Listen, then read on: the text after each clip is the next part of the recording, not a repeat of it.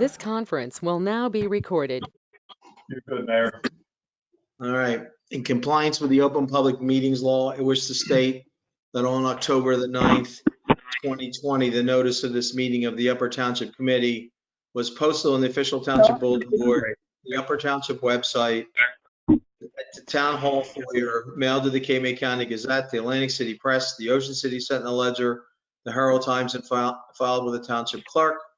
Tonight's meeting is being audio recorded up until the closed session portion of this meeting and will be available on UTTV, on the Upper Township website. I hereby direct that this announcement be made a part of the minutes of this meeting. I would ask all to rise, and I believe Barbara Young has a little flag there. I pledge allegiance to the flag To the flag The United States of the United States of America, and to the republic the republic which for is which it stands, nation, one nation, under under God, indivisible, liberty and justice liberty for and all. justice for all. All right. Barbara, would you call the roll, please? Mr. Barr, Here. Mr. Coggins, Here. Mr. Corson,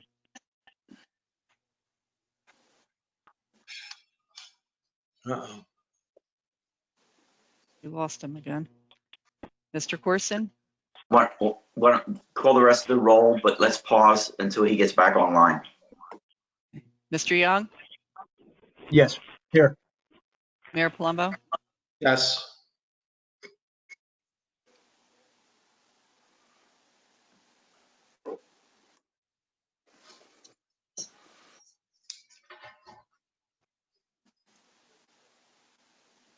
Mr. Corson. Yes. Okay, very good. He was caller 7, Paul. Yeah, I dropped my phone. Sorry about that. Okay. He's here. There we go. All right, let's kind of go along around the loop here. Scott, do you have anything for us this evening? Yes, good evening, Mayor and committee members. I'll start out with our Cape May County Health Department report on COVID-19. County of Cape May Department of Health is reporting 3 new positive cases among county residents as of today's date. The total positive cases of COVID-19 infection in Cape May County is now at 1,434, including 92 deaths.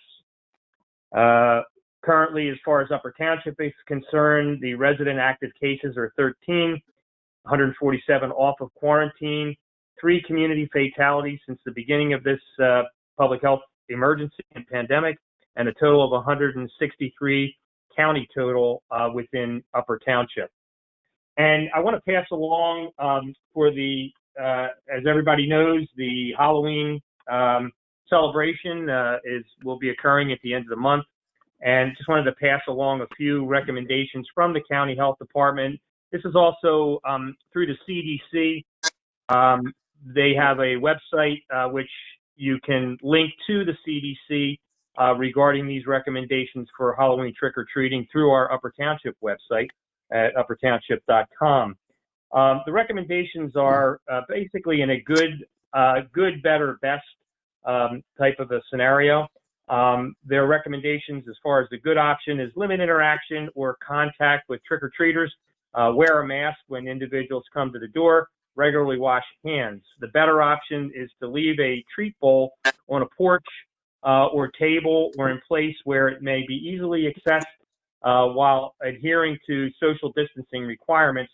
And then the best option is arrange individually packaged candy so that trick-or-treaters can grab and go without access and or shared bowl. And I know, Mayor, later on in this meeting, you'll be discussing trick-or-treat specifically.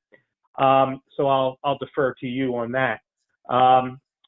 With respect to our Public Works Department, I wanted to report that since the tornado and the tropical storm back in August 4th, as of this past Friday, we have completed the second go-around for brush pickup. So that is all complete now. Moving forward, brush pickup will now resume the regular in this case, spring collection will be the next collection period, and that information once again can be found on the Upper Township website under the Public Works link, and also the events portion of the calendar. And that, I believe, is all I have for you this evening, Mayor. Okay, thanks, Scott. Barbara Young. Just have one little reminder that we have a secure drop box at Town Hall for anyone wishing to place their ballot in the secure drop box. It is right out in front of Town Hall and is accessible 24 hours a day. If you don't want to, if you don't want to do that, you can always deliver your ballot in person to the County Board of Election office, or bring your ballot to your polling location on Election Day, November 3rd.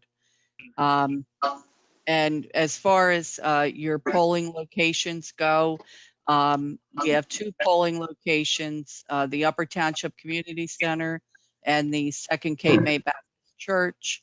And if you have any questions about your polling location, feel free to call my office and we can assist you with that. And that's all I have this evening, sir. Thank you. So I have a question. If they drop the ballot off on the election day, does that get counted that day? Or is it going to be held like the same thing as the provisional votes, that when people walk in there without their ballot? Well, the counting is going to start to take place that day. Obviously, it's going to take some time. They are all paper ballots. So we're going to have to just have patience and hopefully it'll be done sooner than later. I mean, my recommendation to people was get your ballot in before the election. Don't take the chance, because this way you can be assured if you put it in our drop box, or even if you feel more comfortable bring it to the county Board of Elections, your vote will be safe and secure, and even in the mail. I mean, I just think that to wait till the last day could really be a problem for some folks, and ultimately, their ballots may be shuttered with the provisional votes that may be in place for those that walk in. Correct, for those that walk in without their ballot that they received in the mail. If anyone has a question about whether or not their ballot that they did drop in the drop box has been received, feel free to call the clerk's office and we can certainly look that up and track that. There are ways to track the ballots. So feel free to do that. We'd be happy to look it up for you. Okay. Okay. Thank you. You're welcome. Paul. I don't have anything this evening, Mayor. Thank you. Okay. Barbara Ludi. I have nothing this evening either. All right. Committeeman Coggins. Well, Mr. Mayor, I'd like to get back on the subject of ballots. I'm getting quite a number of questions from people, and these are people who are fairly well tuned into what's going on locally in the news, tuned into social media, and there seems to be an ongoing number of questions such as, can I go to the polls and cast my ballot the way I ordinarily do? Do I have to use this mail-in? I'm not pointing my finger specifically at anyone, but I think the word on how to get out and vote and how to make your vote count in this election has not been communicated very well. The other thing that I'm finding is that there are some people who have had contact with the county clerk's office because they have either received a ballot from Middle Township and in some cases not received a ballot at all, and they don't seem to be getting a satisfactory response. Now, with that being said, I understand that the clerk's office is no doubt underwhelmed or overwhelmed with the number of questions, but whatever we can do in terms of beefing up the visibility of instructions on our website, putting it on UTTV, whatever we can possibly do to get the word out. I think we need to continue to do that. We do have a link on the website to the county clerk's office. And on there, Rita goes through the whole process of how to cast your ballot, cast your vote. You will not be able to vote a machine when you go to the polling location.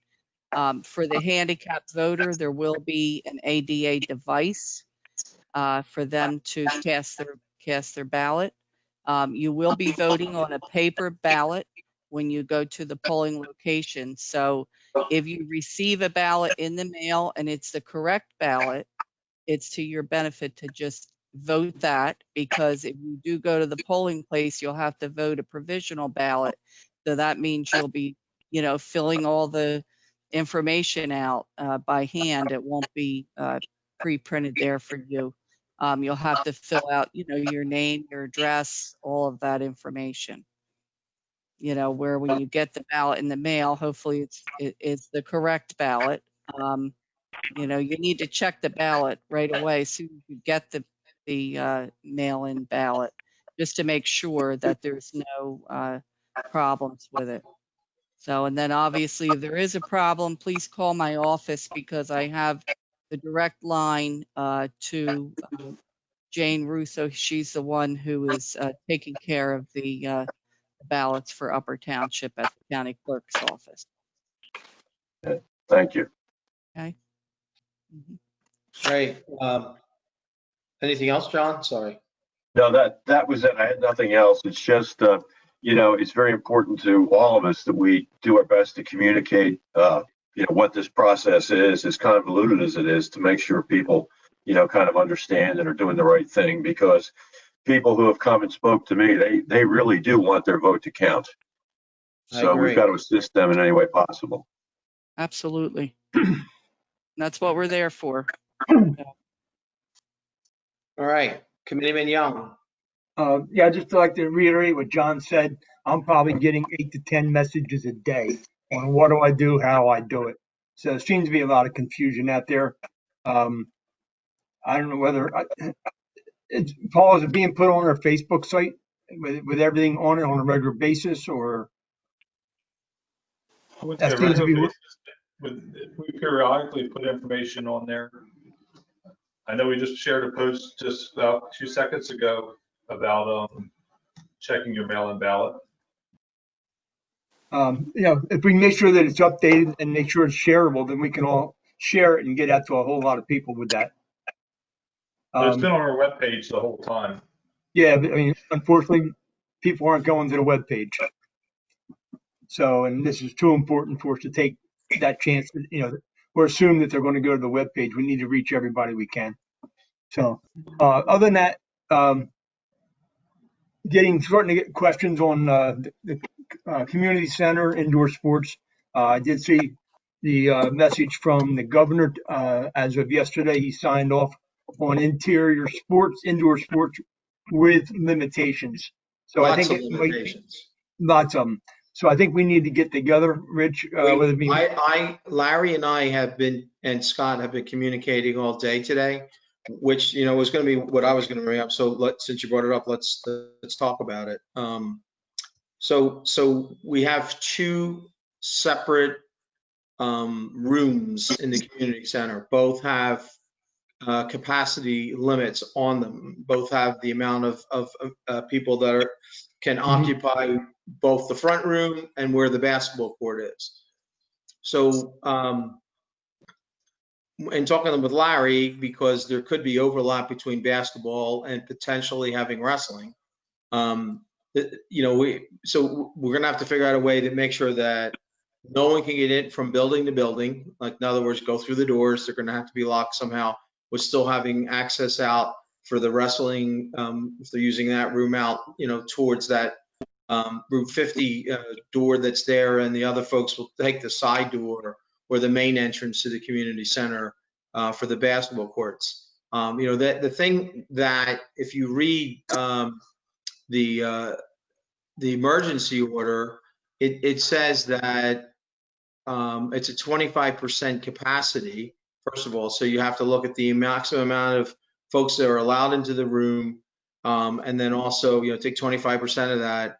And there's question as to whether the max is 25, because the way I read it, if you have more than 25 kids in a particular sport in that room, there can be no spectators for anything, and that include, for both rooms or whatever. They certainly have to wear masks, and the cleaning of those facilities is going to be another, kind of hurdle that we're going to have to get over. Larry has put together, the same type of template that we've been using for some of the other sports. And we're gonna have to take it from there. But this one's going to be a little bit harder to be compliant with than outdoors, because there's capacity limitations, and then there's also limitations as to if there's actively more than 25 kids in that sport in that room, there can be no spectators. And there's also question as to how many actual coaches can be there at the same time. So I'm not sure. They're going to have to look at staggering scheduling and everything else. But we are on top of this. And Larry, I asked Larry to join the call, and I see his name on there.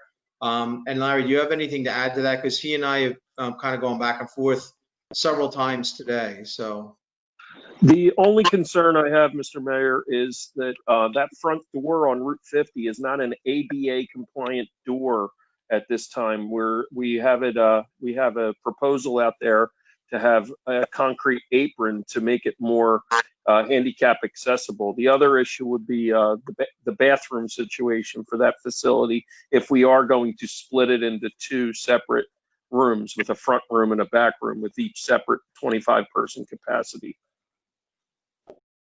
yeah, I mean, if that's part of the issues that are going to have to come over the hurdle.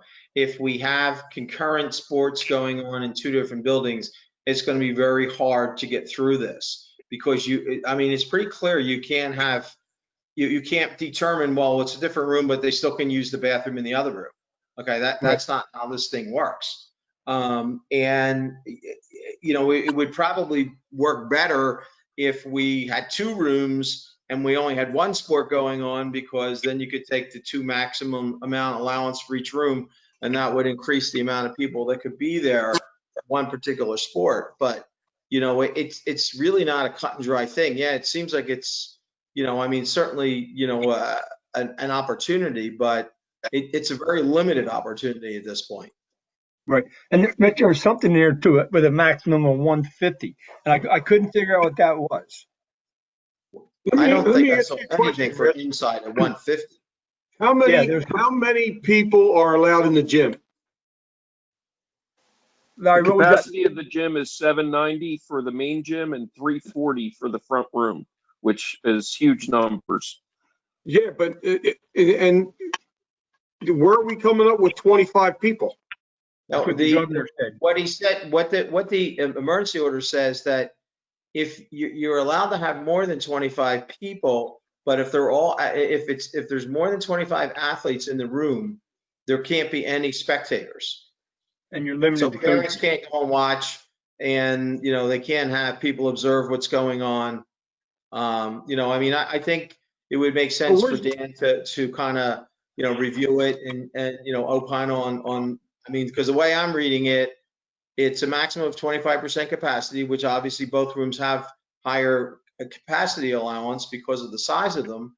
Yes. But there's a limit as to how many kids With you get the above special limit 25 in a room. Yeah. I'll take a look at it. Maybe I'll circle back to Larry and Hobie and you, Rich. Yeah, Okay. I'd like to, I talked to Larry today. I'd like to keep abreast of what's going on, because my phone's ringing off the wall, and I'm trying to answer questions, and I had no knowledge of Rich, Scott, or Larry talking or meeting with it. In fairness to Larry, I saw it was on the email from Jerry Thornton, the freeholder. I saw it. I just automatically reached out to Larry and said, what's our capacity in each room? And that's kind of And where the whole thing Fine, Rich. started. From this point on, I'd like to be kept in the loop, that's all. Yeah, So I can, that's fine. um, other than that, again, I think it's something we need to talk to, whether it be me, you, Scott and Larry or whatever. I think we need to sit down and we have to come up with cleaning schedules and a lot of different things with this. It's not just open the doors. Yeah, So it might be the good. restrooms are going to be a hurdle because they're obviously attached to where the gym is, and you're really going to have to access that room to get to the restroom. So I'm not, that's something we're going to have to plan out. So Yeah, I think, again, I don't think it's something we need to do at a meeting, a regular meeting. Other than that, football is going quite well. The turnouts have been good. It's worked out well with the games being stretched out all day Saturday. I think we have 3 or 4 teams home this week, and that's the last of their big week.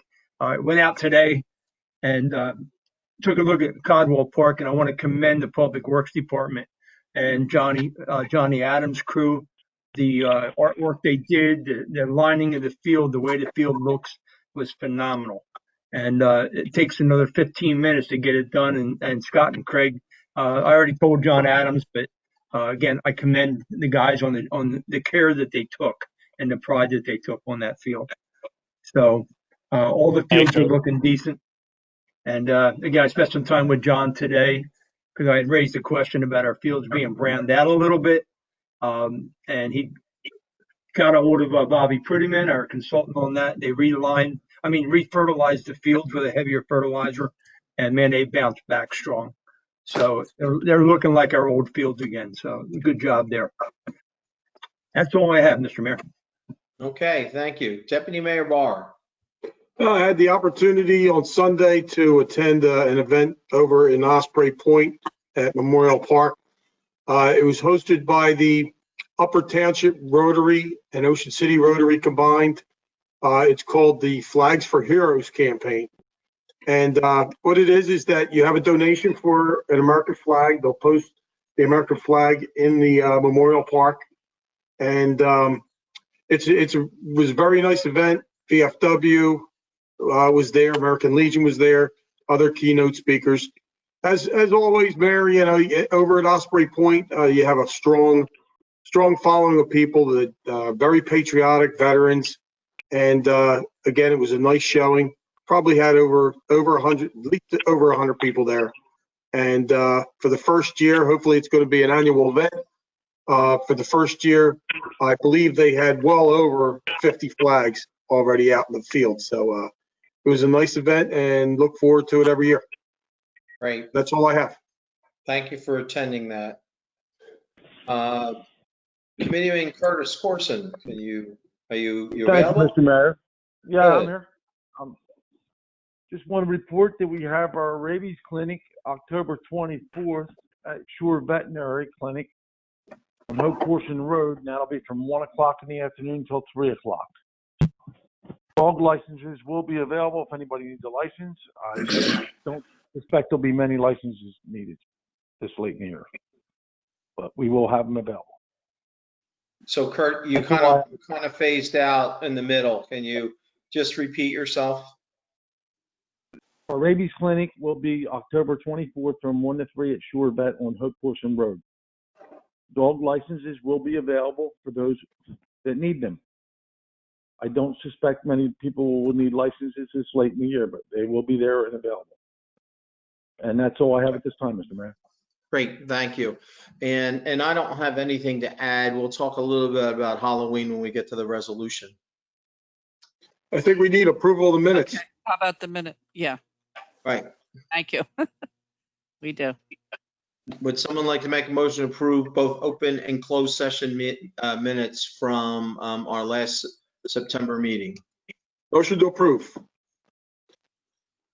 Second. For a second? All right, would you call the Mr. Barr? roll? Yes. Mr. Coggins? Mr. Coggins, you're muted. Yes. Mr. Corson? Yes. Mr. Young? Yes. Mayor Palumbo? Yes. Motion is carried. Thank you very much. Okay, item number 1, under resolutions, recognizing October 6th as Knockout Opioid Abuse Day in Upper Township. Motion to approve. Second. Call the roll? Mr. Barr, Yes. Mr. Coggins, Yes. Mr. Corson, Yes. Mr. Young, Yes. Mayor Palumbo. Yes.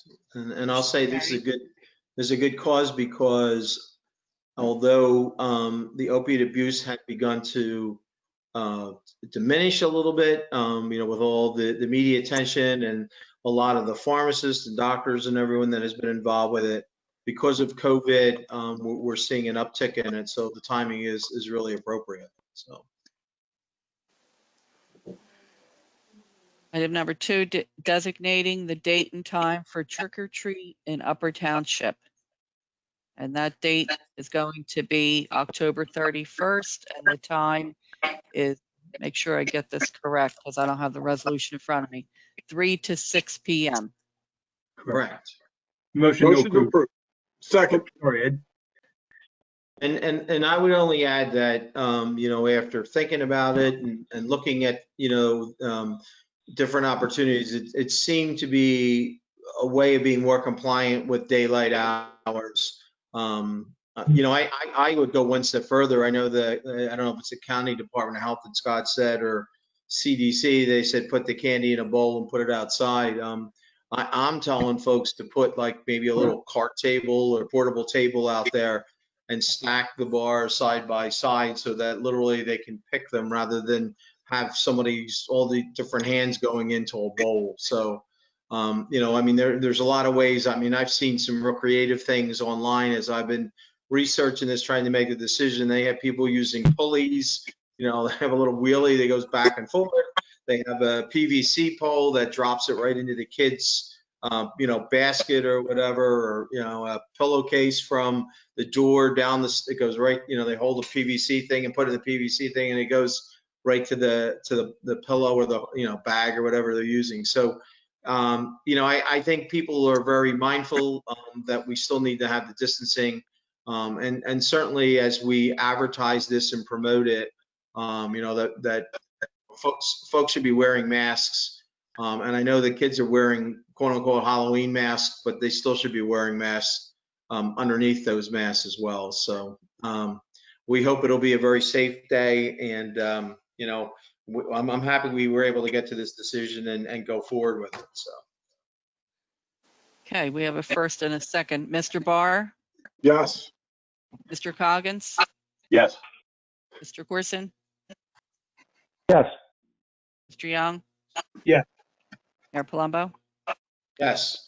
Motion is carried. Item number 3, accepting the bid and authorizing the execution of a contract for vehicle pressure wash system replacement. Motion to accept. Second. Second. Mr. Barr, Yes. Mr. Coggins, Yes. Mr. Corson, Yes. Mr. Young, Yes. Mayor Palumbo.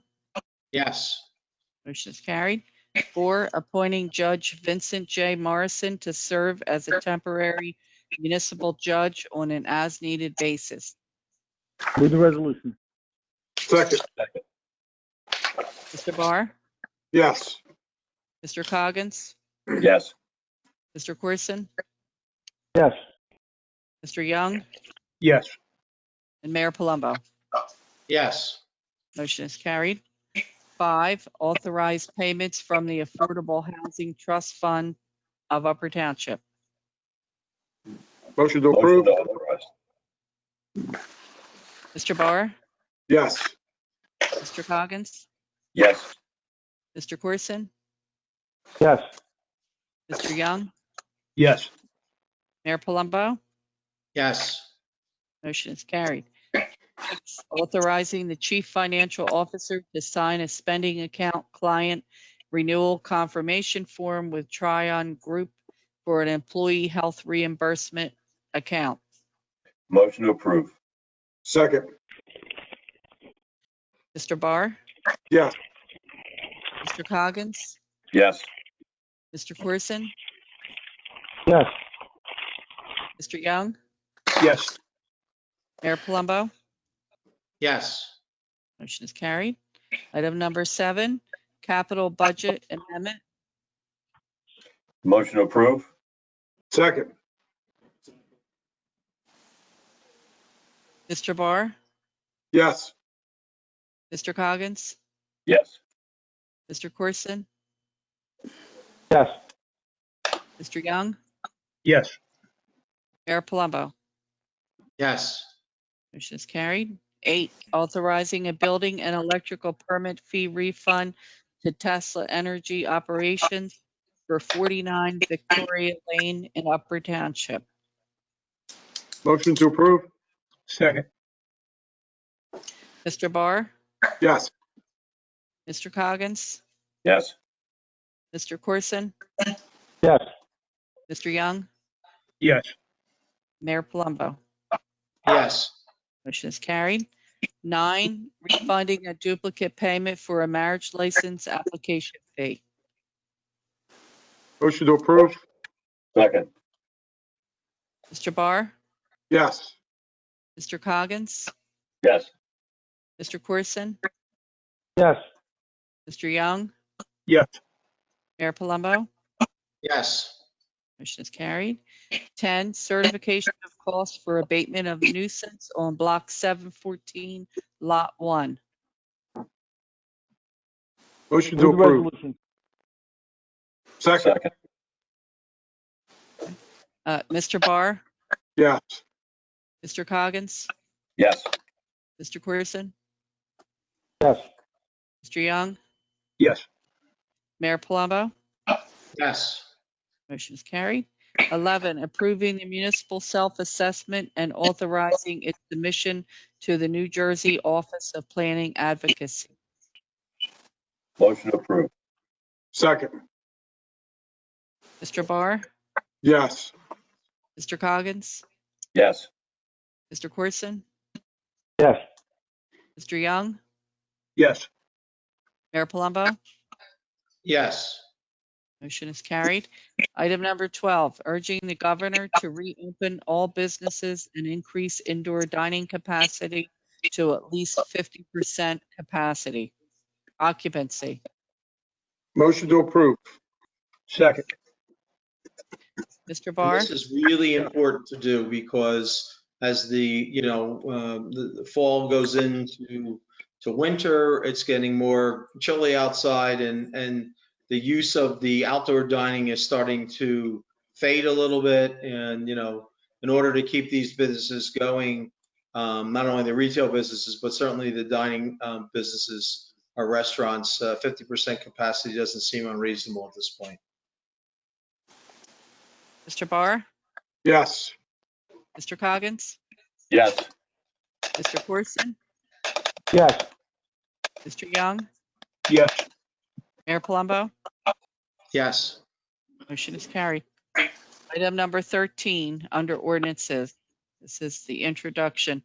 Introduction and first reading of ordinance number 10, 2020, bond ordinance providing for various capital improvements in and by the Township of Upper in the County of Cape May, New Jersey, appropriating $2 million therefore, and authorizing the issuance of $1,900,000 in bonds or notes of the Township to finance part of the cost thereof. And the public hearing on this, if you move forward with this, would be on November 9th. I'll make a motion to introduce ordinance number 10-2020. Second. Mr. Barr, Yes. Mr. Coggins, Yes. Mr. Corson, Yes. Mr. Young, Yes. Mayor Palumbo. Yes. Motion is carried. All in favor. Item number 14, under discussion, proposed amendments to the flood hazard ordinance. Paul? Thank you, Mayor. If you recall, several meetings ago, we discussed introducing some higher regulatory standards for our flood hazard ordinance to try to improve our CRS class rating to get some additional points. And this is a proposed ordinance. It only affects our flood hazard ordinance. So kind of the first one was for critical facilities, looking at making sure if any critical facilities are built, that they're built to a higher floodplain level. Obviously, those types of facilities, we want to make sure that they are built and secure from flooding. So this is just kind of making sure that they're built a little bit higher out of the flood elevation. The next one change would be getting elevation certificates, not just at the end when somebody wants a certificate of occupancy, but when they're started the construction, to get an elevation certificate at the time that they complete their foundation, just to make sure that they're on the right path, they've got it put in the right spot from an elevation standpoint, just to avoid any delays or confusion when they get to the end of the project and have to change things when it would be more costly. Other items would be, before they start doing work, adding on their plot plan zoning permit to show proposed grades around the site, just to make sure that they're not causing any off-site grading issues to the neighbors' properties. And then one of the last ones would be a zoning compliance certificate.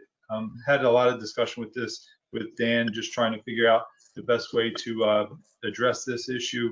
And we can look at whether or not we just want to look at how most towns do it is at the time of a sale of a property, for certain properties within the flood hazard zone, they'd have to get a zoning certificate or flood hazard certificate just to make sure they haven't converted any space that's below the base flood elevation into habitable space. So that would be I'll say the most hardest part of what we're proposing. The biggest change here is that when a property is sold, an existing property is sold that's in the flood hazard zone, it requires a municipal inspection. Paul's proposal, I believe, is to have the floodplain manager do that inspection to charge $100 for it. I believe you're the floodplain manager, correct, Paul? Correct. And we're going to have to notify the real estate agents in the area that this is now required for anyone that's in a flood zone. And the inspection, it's done similarly in other towns. The inspection's going to be for the sole purpose of checking to make sure that house that was lifted didn't convert space that is supposed to be storage and not habitable into habitable space, which is in violation of our ordinance and federal flood guidelines. We were also putting like a timeline on it that, if your house was built back in 1960, we're not looking at those properties. We're looking at the more modern houses. And I think we put a date of January 1, 1999 as kind of a date of, I'll say, modern construction, when we have better, good, accurate records here at the construction office to be able to review what was built and what they should have now. Obviously, properties that were built back in the 70s or 60s or earlier, the construction office might not have a good, accurate record of what may have been built below the flood hazard level. And also, homes built before 1976 are considered pre-firm homes, meaning they were built before the flood hazard rules were even in effect. So there's no reason to want to or need to really inspect those properties either. Well, that's a question that's open. Other towns inspect all properties, but give a presumption of compliance for older homes because we frankly don't have the records unless you can prove that it was converted in violation to habitable space. There's a presumption, but all the inspections occur in all flood hazard areas for transfers. Frankly, you could just as easily take a 1980 house with a big storage area or a garage underneath and convert it to. That's something that the Township Committee should probably give us direction. If you're doing inspections, to expect the real estate community to say, well, this one's this date, that one's this date, you don't need the certificate. I think we might want to inspect all of them and just have wording in the ordinance that there's a presumption of validity unless there's something that on its face the inspection can determine, no, this was converted recently. I agree with you, Dan. I think everybody should be inspected. Was there any It's like- consideration to doing resale? If we're I'm not in a sorry. flood zone, you don't care about it. Yeah. Paul, are you okay with that? Dan, Yes. was there any consideration with just doing resale inspections straight That's all across it the is. board? What's that? All across the board. The problem is we don't do that now. It would require much more administrative addition, and you may have to hire more people to do it. You have to make a determination as to what are you going to inspect. If you're going to do a full continuing CO, that's a lot of inspections. Yeah, And that was normally, why I did this just for this purpose for the community ratings with flood insurance. all right. I was just, I did them for Summers Point, and Right. it's just basic safe or life safety issues. The deadbolts, make sure the handrails are secure, but it does give you a chance to pick up sheds and pools that are put up with no permits. If it's not caught, goes to the new owners, and it's got its benefits. And That's I'm up to saying the township committee. That's a much higher level of inspection than we have now. We don't have any inspections on resales now. We don't have any mercantile licenses where things like that would be picked up as well. So we were trying to only really address the flood hazard issues. okay. Maybe down the road. Hey, Yeah, Paul, will this drop us from a 5 to a 4 with this amendment, potentially? That is part of what we're trying to do, is get some extra points to make sure that we can try to get that class 4 rating and save an additional 5% for our flood insurance policy holders in the township. Gotcha. Thank you. The $100 inspection fee, where does that would go to the township? Yes. Correct.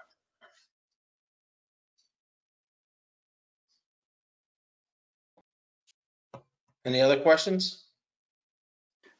What I would like is if there isn't any substantive changes to what we just discussed, that Paul and I work on a final draft of the ordinance and bring it back for consideration for introduction by the township committee. Sounds good. Sounds good. All right. Thank you. Thank you. Would someone like to make a motion to pay the bills? I hereby move that all claims submitted for payment at this meeting be approved and then incorporated into the full minutes of this meeting. Second. Mr. Barr, Yes. Mr. Coggins, Yes. Mr. Corson, Yes. Mr. Young, yes. Mayor Palumbo, Yes. motion is carried. So there were a number of reports from our municipal departments: animal control, clerk's office, construction office, finance office, municipal court, MUA, tax collector certification of mailing of 2020 final and 2021 preliminary tax bills. All those reports will be available upon request from the clerk's office, but I'll make a motion to accept these reports. Second. Mr. Barr, Yes. Mr. Coggins, Yes. Mr. Corson, Yes. Mr. Young, Yeah. Mayor Palumbo, Yes. motion is carried. So at this time, we're going to open it up to for public comment. I would ask that if you are called upon, to please state your name, your address, and your reason for addressing the township committee. So, who would like to go first? Ted Kingston, Strathmere. Okay. The idea of doing the house inspections, I fully endorse that. I think that's a real good idea. I'm surprised. That's a good idea. So I'm happy with that one. I guess my questions were trying to get up to speed on the licensing to put sand on the beach. Like, I'm not sure how that all came about. And I guess I'm kind of wondering the process of how we got there. When you guys voted on it, sometimes you allow public input. I don't know what I would have said that night, but there wasn't any public input really. I guess a couple of my questions are, who else in the state allows either private residents or businesses to dump sand on the beach?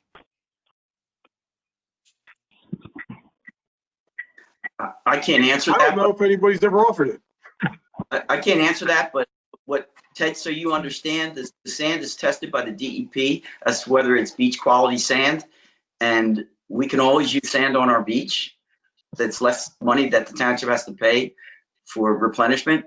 And it was going to be approved by the DEP to be trucked offshore anyway. So it's less truck traffic and we get the benefit of additional quality sand on our beaches. Well, you know, and that sounds real good, because for years, for decades, we've always been asking, like, why can't you take the sand out of the back bay, put it on the beach? However, it kind of isn't that simple. Like, my concern is that we end up with a whole bunch of mud on the beach. And here's how I'm getting there. If when I was a kid, before the sand, you know, from the ocean front kind of filled up in the back bay, when I was a kid, it was all mud flats. You know, before the sand piled on top of it, it was mud. And so at low tide, you could walk along the end of Willard Road or down by the next street end down by Frank's and even further north. And so if you could walk along there at low tide, that means, in my mind anyway, that the elevation was above mean low water. And now in these proposals for the dredging, they're talking about going 4 foot below mean low water. And, you know, that just raises all kinds of red flags in my mind that we're going to have 4 foot of mud being pumped onto the Strathmere Beach.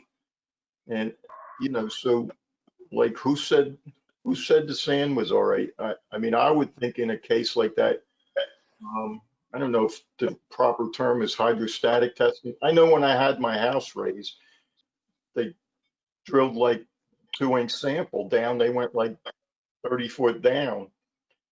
And when they brought that up, you could see, you know, what kind of soil was at what levels. I mean, was there any of that kind of testing done? I'll defer to Paul on this specific engineering testing, but to give you an example, one of the parties that's dredging that got a license to use one of our street ends, we're not accepting that because that failed the test. Mhm. What was the test? But I'll let Paul explain if he does what the DEP goes through to test. Yeah, Ted, they do test they take a continuous sample at various locations throughout the dredge area to determine, you know, not just the sand at the top 6 inches. They test that whole depth to make sure that all of the sand that they're going to be, they get representative samples to make sure that, and test that area. The area that was not acceptable, I believe, was at the corner, just on the other side of where Frank's is, on the, I'll say the north side of Whittier, on that side, on the north side of Whittier. Okay. And Paul, is there any type of inspection when they're dumping the sand to make sure it's still quality? I'll be out there when they're, you know, dredging it up and putting it up into the trucks to make sure that it's acceptable sand before it goes out on the beach. Well, I mean, because that was, you know, my question was kind of same as Curtis's. So there's these rules and regulations. I mean, I understand you're saying you're going to be there, but it's kind of, you know, when the state is doing a beach fill and the DEP is involved, I mean, they're kind of monitoring themselves. You know that it's going to be quality monitoring, and if something's wrong, they're going to stop. I don't know that, you know, if you miss a day and they dumping mud on the beach all day, like, who's going to make them clean it up? You know what I mean? They're required to comply with the permit, which has the specificity in it with respect to the quality of sand. and they indemnify and have insurance if they can't comply, and we have legal rights against them. To give you an example, Ted, this is not the first time we've trucked sand off our beaches. If you remember when the North End was in a very precarious situation and we were trying to do whatever we could, I think it was around the time we did rock wall, we trucked in sand from quarries, and that all had to meet those same tests as to whether or not it was the proper type of sand to be dumped onto the beach. And You're a government entity, and the DEP would be a government entity. But we hired somebody to do it. Homeowners or a business are kind of, they just want to get rid of the sand, and I just see it differently. Well, I just see potential problems. We're following all the protocols that the DEP requires, all the licensures, all the permits. You know, I mean, we're not just saying you can go and put this sand on the beach. We have been, you know, we have approved it to move forward based on the DEP's testing and approval. Now, any other person that goes to the DEP and gets any kind of permit can tell you that, you know, it's exhausting how much research and they do on this. So, you know, I mean, you may have a personal opinion on it, but what we're doing is following the rules. Okay.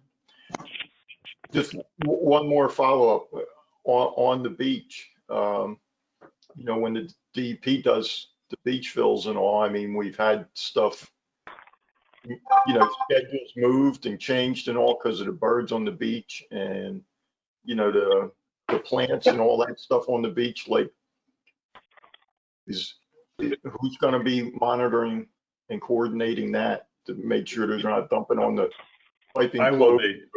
It's all in. I'll be out there while they're doing the work, Ted.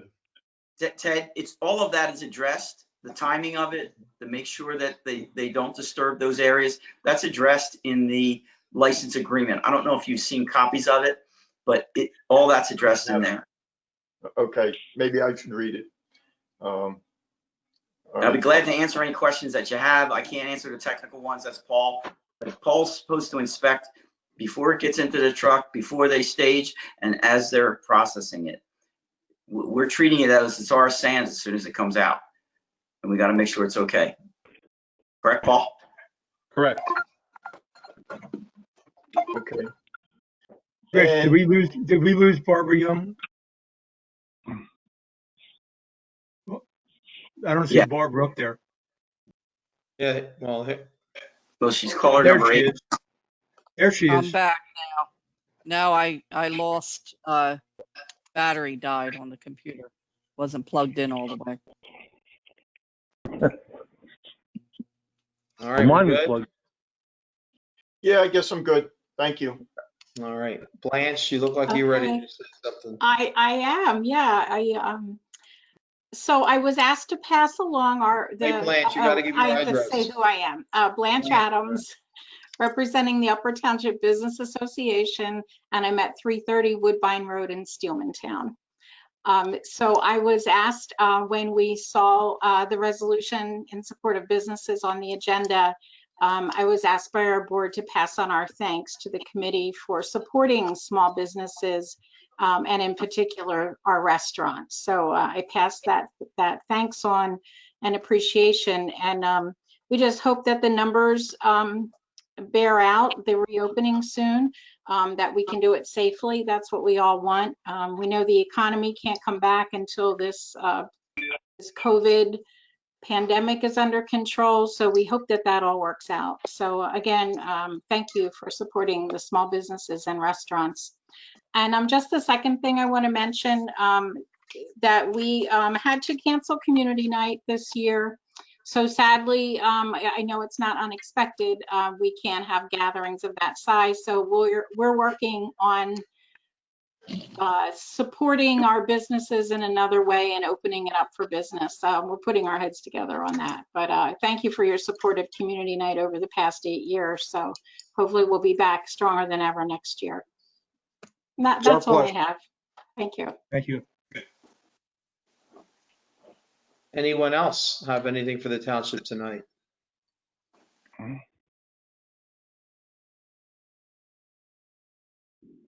Just want to make sure someone's not on mute that may be trying to speak.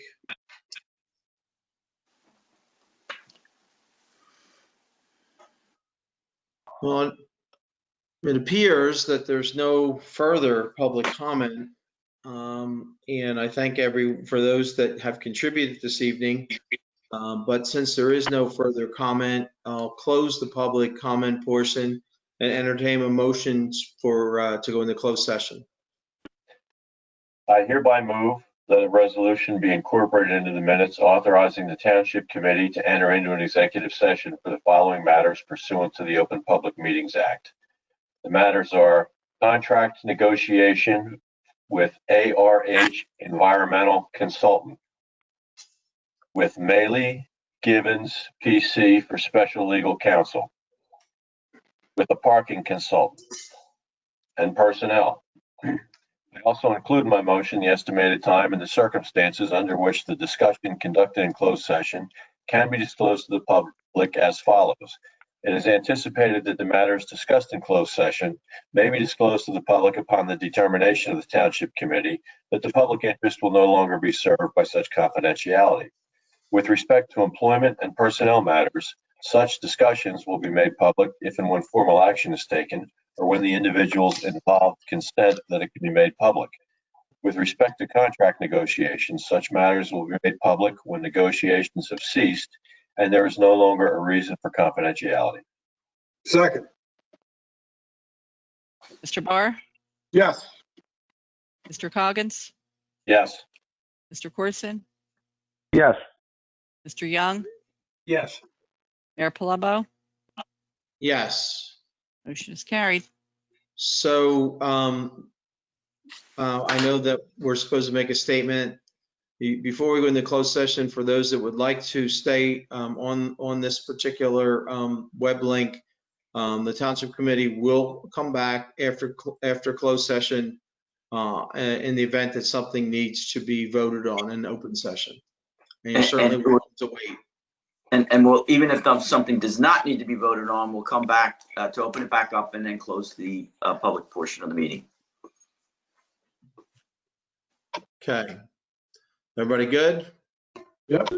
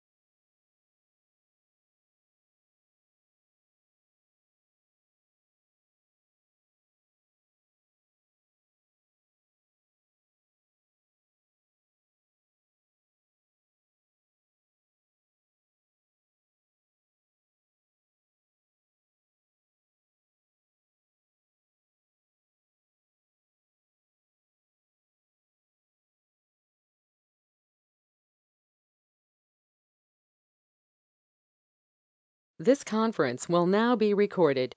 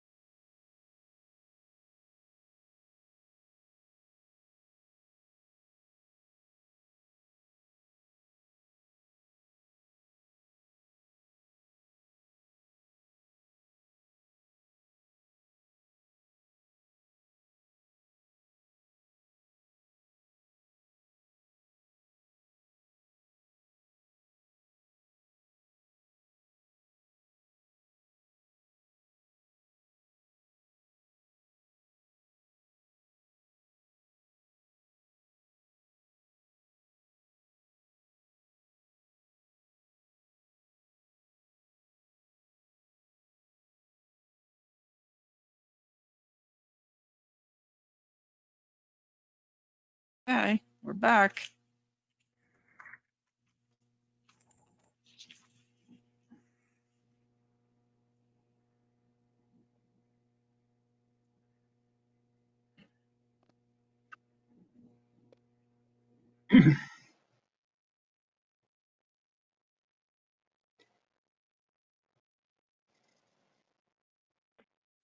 Still waiting on a couple. Hello, I'm here. Hello? Hello? Hello? We got you. Sorry.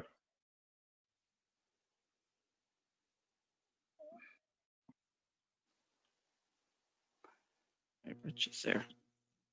Curtis, are you on? Yep, Can't tell where you are. I'm right here. It's Yeah, I behind know. the letter, the township. It's just a phone caller. Okay. Waiting for a name. I guess that's it.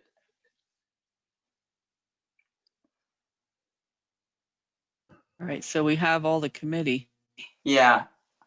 Well, if you want to, I think there's one motion regarding personnel, correct? Correct. Yes. We need to open up the meeting with a motion in a second, do that motion, and then if there's no other business, close the meeting.